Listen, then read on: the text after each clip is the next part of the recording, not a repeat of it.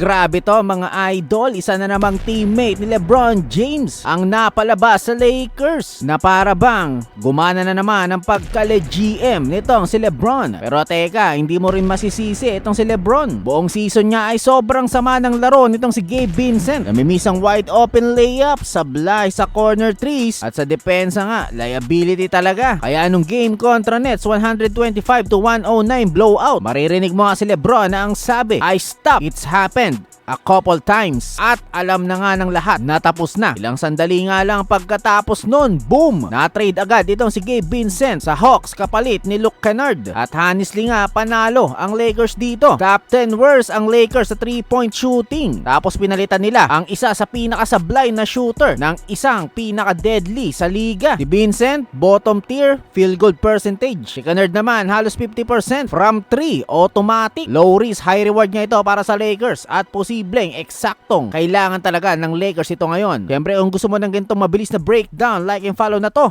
Peace!